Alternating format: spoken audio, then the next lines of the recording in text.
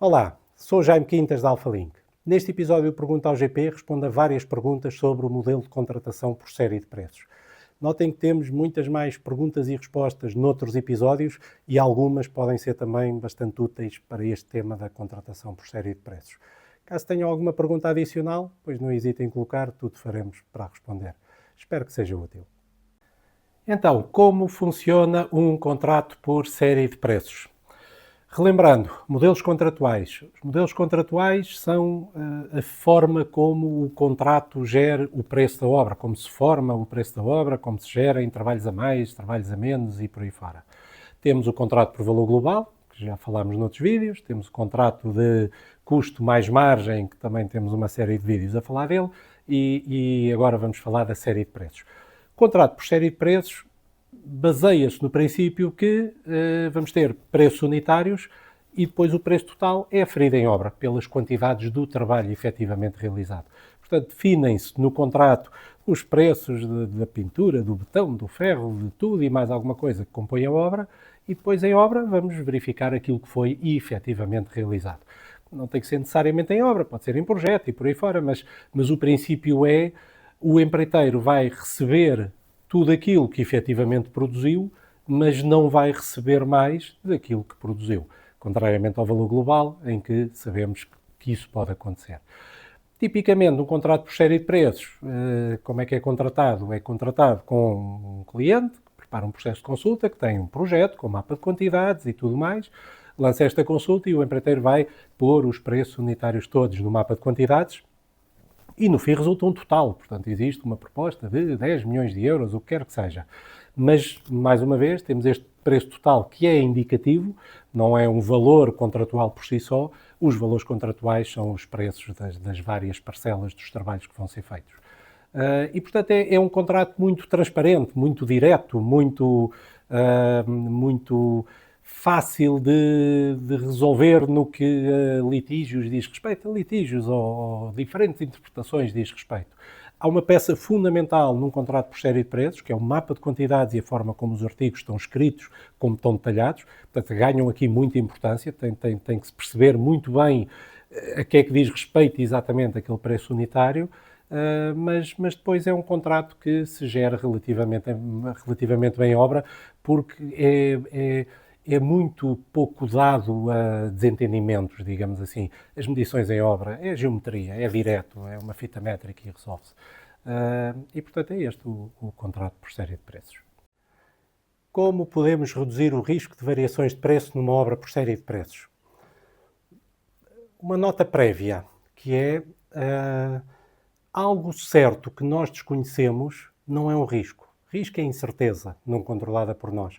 Algo certo que desconhecemos, como seja quantidade de metros cúbicos numa estrutura, quantidade de metros quadrados para pintar uma parede, ou qualquer quantidade de trabalho que se possa aferir com uma fita métrica, verdadeiramente não são risco, não são incerteza. E, portanto, quando nos abeiramos de uma obra, de um contrato por série de preços, parece muito esta dúvida de será que ficamos na mão do empreiteiro? Será que ele agora pode fazer o que quiser? Será que nos vai pedir os trabalhos que forem? Não, isso não pode acontecer. Portanto, há critérios bem definidos, há preços definidos que se vão aplicar sobre o trabalho efetivamente produzido e isso vai-se aferir com uma fita métrica, se for preciso. Portanto, não há aqui uma incerteza inerente que nos deixe reféns do empreiteiro ou o que quer que seja. Portanto, a primeira nota é este risco das variações de preço não é tão forte como isso. O risco que temos, verdadeiramente, portanto, perceba a dúvida, será que o preço pode variar uma vez que não está fixo? O risco depende da qualidade do mapa de quantidades. Será que houve erros ao fazer o mapa de quantidades, ao medir e por aí fora? E, portanto, não é tanto o risco da quantidade dos trabalhos, tal como eles existem ou tal como eles são feitos, mas deste mapa de quantidades que, no fundo, tenta antever quanto é que vai custar a obra. E para abordarmos esse risco, temos várias coisas que podemos fazer. A primeira de todas tem a ver com a qualidade do mapa. Em qualquer obra, o mapa de quantidades é uma ferramenta essencial, numa obra por série de preços ainda mais. E quando digo que é uma ferramenta essencial, digo o mapa de quantidades, não só as medições, mas o articulado, a forma como o articulado está definido. Será que no preço do azulejo estamos a incluir o reboco que está por trás? Será que estamos a incluir a cola e o tapar as juntas? Será que estamos a incluir a limpeza do trabalho associada à parede de azulejo? Será que estamos a incluir o desperdício? Portanto, há tanta coisa associada a um artigo simples como fazer uma parede ou revestir uma parede com azulejo, que tem que ser bem definida para não termos depois a surpresa em obra, que não tem tanto a ver com a quantidade, mas tem a ver com este preço não vai pagar determinado tipo de trabalho, quando nós acharíamos que sim. Portanto, esta qualidade do mapa, do articulado, a forma como os artigos estão escritos é fundamental. Outro ponto extremamente importante tem a ver com os critérios de medição. É fundamental clarificar como é que se vai medir o quê. Se, por um lado, quando vamos medir a fita métrica não engana, mas qual é o critério de medição? Vou medir de onde a onde? Será que numa impermeabilização as dobras que sobem para uma platibanda, as sobreposições, as dobras que vão para dentro de um ralo, será que isto se mede ou vamos só medir a área em planta propriamente dita?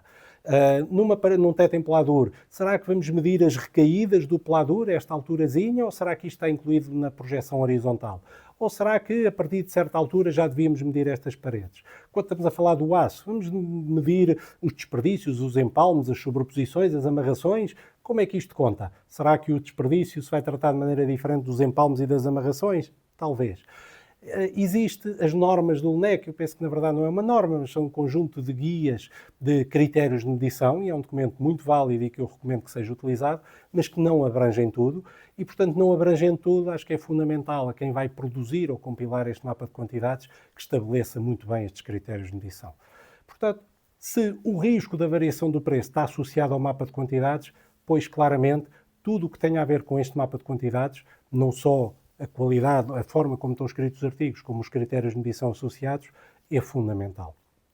Depois, temos aqui alguma incerteza associada às próprias quantidades. Será que vamos ter erros ou omissões, quase como se fosse um valor global, e vamos ter surpresas em obra?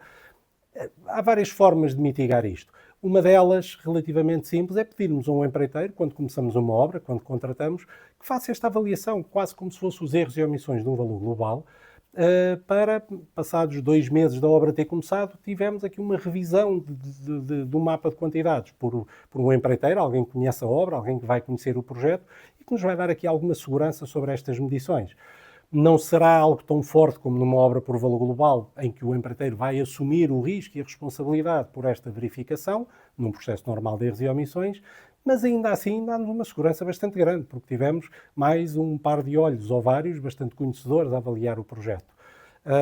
E, portanto, são medidas destas que nos vão reduzir a incerteza. Podemos fazer outra coisa. Este aqui, na verdade, só o fiz num projeto que me lembre, porque tem um custo associado, pode demorar algum tempo, mas o risco da incerteza era demasiado grande para o cliente e então contratou-se uma outra equipa de medições para remedir o projeto. Na verdade, remediu o projeto de raiz, foi-lhe dado, no fundo, o articulado e foi remedido o articulado todo, e isto aqui apanha tudo e mais alguma coisa também. Portanto, se tivermos este tipo de abordagem ao mapa de quantidades, no fundo é perceber onde é que está o risco, onde é que está a incerteza não está nas quantidades, não está no empreiteiro que nos vai pedir o que quiser por determinado trabalho ou a quantidade que quiser por determinado trabalho, mas está sim nesta incerteza associada ao mapa de quantidades. Pois então vamos focar a atenção no nosso mapa de quantidades e não tenho dúvida nenhuma que reduzimos brutalmente a quantidade de surpresas ou de incerteza com que vamos começar a obra no que ao preço diz respeito e no que à série de preços diz respeito. Porque depois a série de preços tem muitas vantagens associadas, é claramente um contrato muito transparente, muito direto, e isso é bastante útil para a obra, ou seja, facilita o processo da obra, reduz uma quantidade de tensões associadas e tudo mais. Portanto, sim, não há aqui um risco associado às quantidades reais do trabalho, pode haver aqui alguma incerteza, algum risco associado à forma como eles foram medidos e contabilizados no articulado, e o foco para reduzir este risco é, seguramente, na análise deste mapa, estruturar bem o mapa e em toda a sua análise. Num contrato por série de preços temos de medir todos os trabalhos no terreno, sim ou não? Não, não temos. Eu diria, é o último desempate, é ir à obra com uma fita métrica e medir. Agora, acho muito saudável para as equipas, tanto de direção de obra como as fiscalizações e como projetistas até irem à obra medir coisas, porque a medição em obra dá-nos uma ideia do que a obra é, que muitas vezes não se consegue no projeto, mas não, podemos perfeitamente medir em projeto. O que diz a série de preços é que o preço total, o preço final, baseia-se nas quantidades. Assim, as várias partes estejam de acordo com as quantidades, tenham sido elas medidas em projeto, no modelo, no que é que seja, está um acordo feito. Portanto, não é preciso medir todos os trabalhos em obra.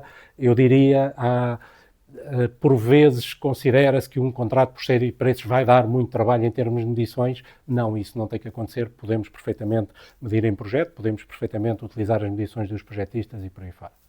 Será que um contrato por série de preços é adequado a uma obra que vá sofrer alterações ou um projeto menos bem definido, digamos assim? Sim, é um modelo contratual que suporta melhor isso, seguramente muito melhor do que um contrato por valor global. Pondo já a ressalva que um projeto com indefinições tem um mundo de problemas para lá da gestão do preço, não é? Em termos de discussão, de gestão, de planeamento da obra e tudo mais. E, portanto, não estou aqui a advogar, qualquer modelo contratual resolve esses problemas. Mas agora, no que à gestão do preço diz respeito, o modelo contratual por série de preço é muito direto, não é? Nós temos um conjunto de preços unitários que se vamos aplicar àquilo que efetivamente é feito em obra. Se durante a obra alteramos e mudam estas quantidades e se ajustam, a forma como se transmite o preço das especificações ou melhor, como se infere o preço das especificações para o preço, é muito direta e fácil de gerir. Com a ressalva também que, atenção aos preços novos. Portanto, o contrato por série de preços não resolve o tema dos preços novos. Temos que ter alguma forma, algum critério, alguma forma de trabalhar. Se introduzimos artigos novos em obra, pois vamos ter que chegar a acordo de um preço novo com o empreiteiro. Aqui, muitas vezes, nós, pelo menos na Alphalink, introduzimos sempre uma cláusula de custo mais margem para definir preços novos em obra. Quando não chegamos a um acordo com o empreiteiro ou o que seja, torna a coisa bastante mais transparente, bastante mais fácil de gerir para todos. E alivia bastante pressão. Portanto, sim, diria que um contrato por série de preços é um modelo contratual que suporta bem um projeto menos bem definido ou um projeto que se vai alterar. Assim, tenhamos um mapa de quantidades bem estruturado, com os artigos bem definidos e se tivermos então um critério claro de como se determinam preços novos e, já agora, os critérios de medição têm que estar também bastante bem agarrados, porque a medição aqui passa a ter uma preponderância muito forte. Mas sim, penso que é um modelo que se aplica bem para estes casos.